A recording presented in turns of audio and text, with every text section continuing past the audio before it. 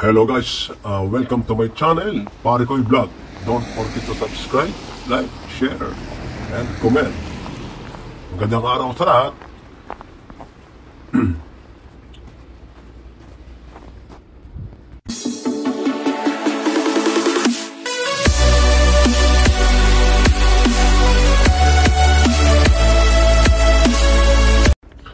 Ayan, ito na naman at papakita ko na naman sa inyo ang sitwasyon dito sa lugar namin sa Montreal.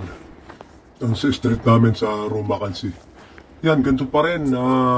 Makapal pa rin ang snow sa bangketa. Mahirap pa rin maglakad.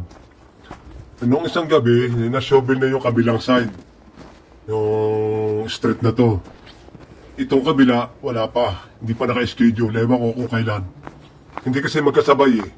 I-schedule muna itong araw na to, o next day, o next night, yung kabilang kalsada naman. Kaya ito, tambak pa rin ng snow. Doon sa kabila, nadadaanan na ng maayos. Dito lang ako dumaan para ipakita sa inyo. Yan, napakakapal. Parang naglalakad sa burol. Bunubundukin. Yan ang pilapil dito. Snow.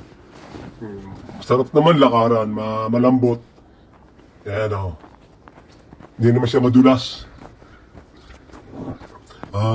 Katamtaman lang nga pala ang lamig niyan. No? -5 lang ang weather ngayon. Kaya walang problema kahit na hindi naka-gloves eh. Ayos na ayos. Yan, masarap mag-vlog. Hindi nakaka-frozen ang kamay. Yan. Lalakad tayo hanggang doon sa Kudaninchi area. Punta tayo dun sa mall. Bibili ako ng pang-shovel. Dahil yung veranda ko ay punong-puno ng snow. Hindi pa nakalilinis hanggang ngayon. Baka mami matunaw magbabaha dun sa salas namin. Kaya bibili ako ng isang plastic na pala. Ayan.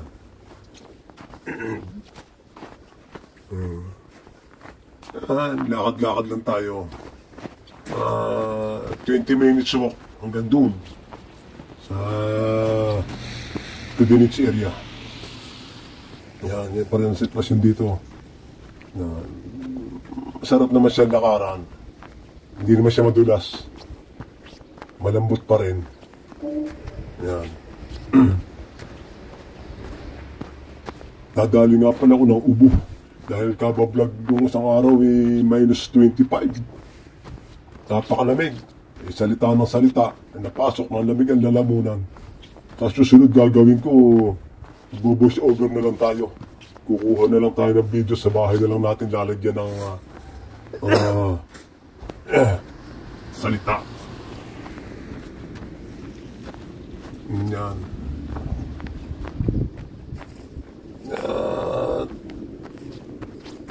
Araw-araw nangangapaha sa dilim.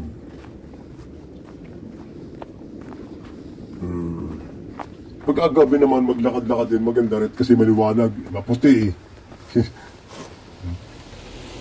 Yan. Yan yung mga garahe dito ganyan. Pagka hindi mo sinyobil yung tapat ng garahe mo, hindi ka makakalabas. Hindi ka makakalabas sa garahe mo pagka yan, malapit-lapit na tayo. Yan pa rin.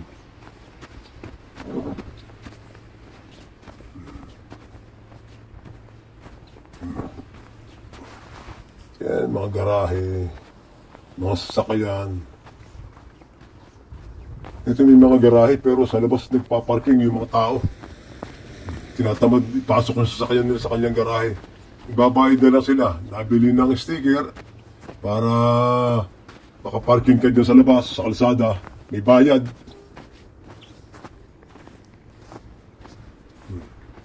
Kaya may number ka. Yung pagkawala, titikitan ka araw-araw dyan. Itan, dito na tayo sa mall. Dito ko dumaan sa garahe. Sa parking area ng mall. Papasok tayo dun sa loob.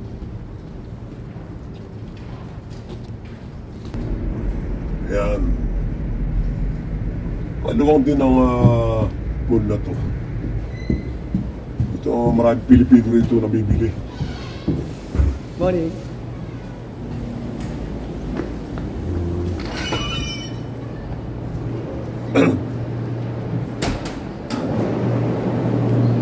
Ito eh, sarado to eh.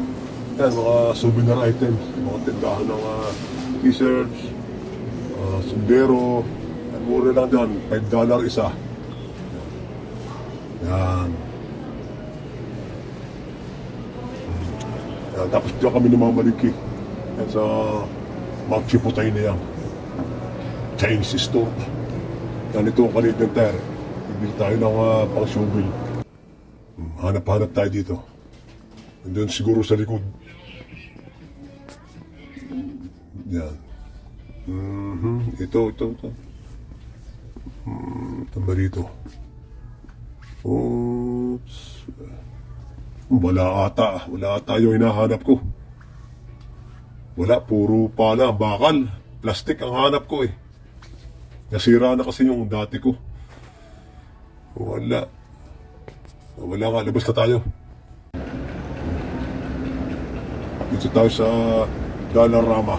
Baka meron.